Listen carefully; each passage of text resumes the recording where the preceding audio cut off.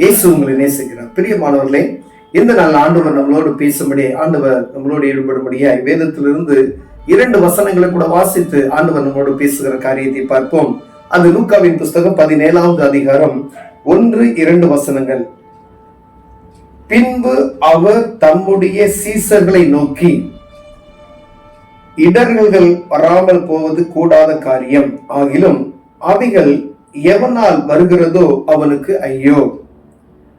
அவன் இந்த சிறியரில் ஒருவனுக்கு இடர்கள் உண்டாக்குகிறதை பார்க்கிலும் அவனுடைய கழுத்தில் எந்திர கல்லை கட்டப்பட்டு அவன் சமுத்திரத்திலே தள்ளுண்டு போவது அவனுக்கு நலமாயிருக்கும் என்று ஆண்டவர் சொல்லுகிறார். பிரியமானவர்களே, அநேக நேரங்கள்ல இடரல் என்ற வார்த்தையை நாம் பயன்படுத்துகிறோம். ஆலயங்கள்ல, வீட்டுல, தெருக்கல்ல. ஆனா வேதம் சொல்லுகிறது, இந்த சிறியரில் இடர்களை உண்டாக்குறவன் கழுத்துல எந்திரம், அவங்களுக்கு இடர்களை உண்டாக்கக்கூடாது. ஒருவேளை இந்த சிறியரில் ஒருவனுக்கு இடர்களை உண்டாக்குகிறவன் கழுத்தில் எந்திர கல்லை கட்டி கடல்ல தாழ்த்தி போடுவது அவனுக்கு நலமாய் இருக்கும் என்று ஆண்டவர் சொல்லுகிறார்.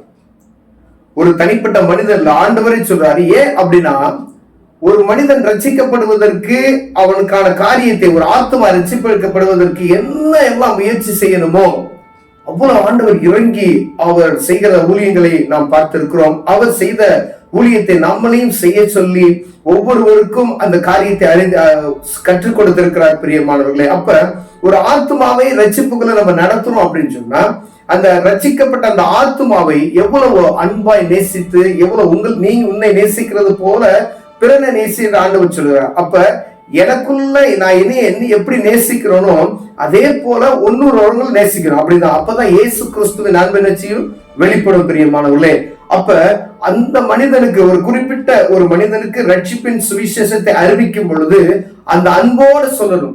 அன்போட சொல்லிவிட்டு அவன் இடறி போவதற்கான காரியத்தை நாம் செய்யக்கூடாது.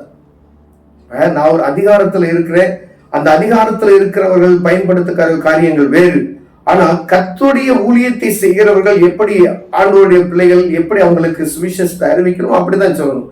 ஒருவேளை அன்போட ஒருத்தருக்கு சுவிசேஷத்துல முரட்டாட்டமான ஜனமா இருக்கலாம், வேறு மதத்தினரா இருக்கலாம், யாருக்கா இருக்கலாம், சுவிசேஷத்தை அறிவிக்கும் பொழுது அவர்களுக்கு சுவிசேஷத்தை அறிவித்து விட்டு அவர்கள் இடரலுக்குள் போவது போல ஒரு காரியத்தை நாம் செய்தோமானால் அது ஆண்டவருக்கு பிடிக்காத காரியம். அந்த காரியத்தான் ஒரு மனிதனை ரட்சிப்புகளை நடத்துவது எவ்வளவு கடினமான காரியம் என்பதை அறிந்திருக்கிறோம். அப்படி நீங்க சொல்லிட்டு அவங்க விழுந்து போவதற்கு, அவங்க பின்மாற்றத்துக்கு போவதற்கு ஒரு வார்த்தையை நீங்க போட்டுட்டீங்க அப்படின்னு சொன்னா, நல்ல டேஸ்டா நல்ல ஒரு காஃபியை கலக்கிட்டு அதுல நல்ல ஒரு உப்பை கொஞ்சம் கொட்டி கொடுத்தீங்கன்னா எப்படி இருக்கும், அந்த மாதிரி தூக்கி கீழே தான் கொட்டுவாங்க. அப்போ ஒரு ஆத்மாவை நீங்கள் ரட்சிப்புக்குள்ள நடத்தி விட்டு அவர்களுக்கு நீங்கள் ஒரு இடர்களை உண்டாக்குகிறீர்கள் என்றால் அது கர்த்தருக்கு அருவருப்பான காரியம். பிரியமானவர்களே, அது ஆண்டவருக்கு முன்னதாக ஆண்டவரே சொல்றாரு, உன்னை கடல்ல கட்டி தூக்கி கடல்ல போட்டுரு அப்படின்னு சொல்றாரு. எந்திர கல்லை கட்டி கடல்ல அமுத்தி போடுங்க அப்படின்னு. அப்ப ஒரு மனிதன் கீழே விழுவதற்கான காரியத்தை யார் ஒருவர் செய்கிறார்களோ அவங்களை ஆண்டவர் சொல்ல கடிந்து கொள்ளுகிறார். அப்ப நம்ம எப்படி இருக்கோம் அப்படின்னு சொல்லி பார்க்கணும். ஒரு சுவிசேஷத்தை அறிவிக்கிறோம், நீங்க அறிவித்துக் கொண்டே இருங்க. ஒரு குறிப்பிட்ட மனிதனுக்கு நீங்க சுவிசேஷத்தை சொல்றோம், அவங்க உடனே கேட்டுக்க மாட்டாங்க. நம்ம எப்படி இருக்கிறோம், ஆண்டவரை அறிந்து கொண்டுட்டோம், பல நாட்கள் வருஷங்கள் ஓடிவிட்டது, முழுமையான ஒரு ரட்சிப்பின் அனுபவத்திற்குள் போறோமா இல்ல, முடிவு பரியந்தம் நிலைத்திருப்பவனே ரட்சிக்கப்படுவான் என்று வேதம் சொல்லுகிறது. அப்ப ஒவ்வொரு நாளும் ஒவ்வொரு காரியத்தை ஆண்டவர் நமக்கு கற்றுக் கொடுக்கிறார். இன்னைக்கு ஒரு காரியத்தை கற்றுக் கொடுப்பார் வேதத்தின் வழியாய், நாளைக்கு ஒரு காரியத்தை கற்றுக் கொடுப்பார் வேதத்தின் வழியாய். இப்போ ஒவ்வொரு நாளும் புதிய புதிய அனுபவத்துக்குள் நாம் நேராய் கடந்து செல்வதற்கு ஆண்டவர் வழிவாசல்களை உண்டாக்கி தருகிறார். அப்படிதான் நம்ம முழுமையான ஒரு ரட்சிப்பின் அனுபவத்தை இந்த முடிவுல தான் போய் நம்ம அதை பார்க்க முடியும்.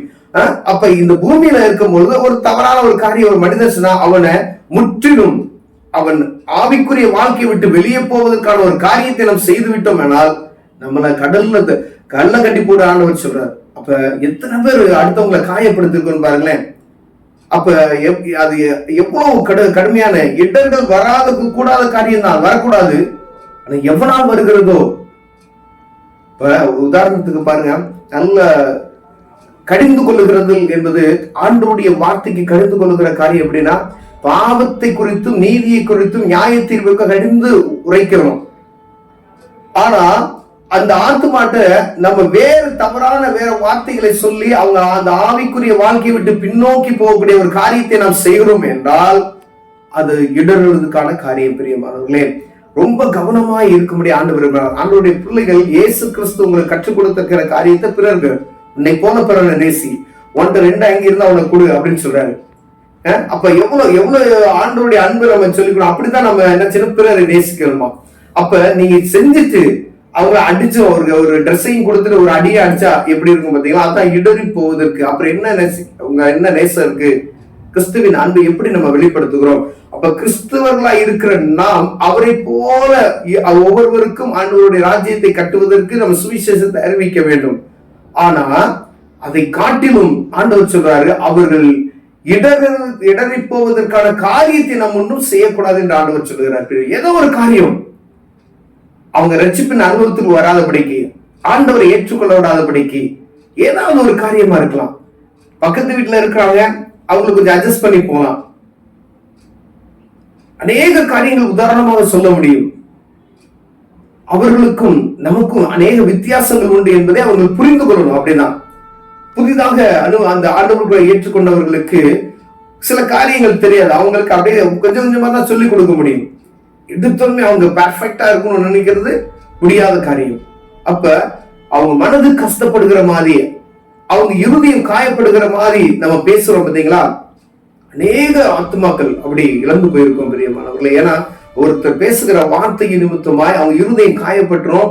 அவங்க என்ன செஞ்சிருவாங்க, என்னடா இப்படி பேசுறாங்களே அப்படின்னு சொல்லி அந்த இருதயம் ரொம்ப ஆழத்துல அது பாதிக்கப்பட்டது நிமித்தமாய் ஆண்டவரை விட்டு அவங்க வெளியே போகிறதுக்கு, ஆவிக்குரிய வாழ்க்கையை விட்டு வெளியே போறதுக்கு அநேக காரியங்கள் நம் நிமித்தமாய் வருமானால் அப்படிப்பட்டவர்களை பார்த்து ஆண்டவர் சொல்றதுதான் கழுத்துல கல்ல கட்டி கடல்ல போடு அப்படின்னு சொல்றாரு. அப்ப எவ்வளவு கடுமையான வார்த்தை இந்த வார்த்தை பாருங்க. அப்ப என்னால உங்களால ஒரு ஆத்மா இடரல்குள்ள போகுது அப்படின்னு சொன்னா, ஏதோ ஒரு காரியத்தின் நிமித்தமாய் போகுது அப்படின்னு சொன்னா நம்ம கவனமா இருக்கும்படி ஆண்டவர் விரும்புகிறார். பிரியா, உங்கள் நிமித்தமாய் ஒரு ஆத்மா ரட்சிக்கப்படணும். ஒரு ஆத்மா ரட்சிக்கப்படுவது நிமித்தம் பரலோகத்துல ஒரு பெரிய சந்தோஷம் உண்டாயிருக்கும் என்று ஆண்டவர் சொல்கிறார்.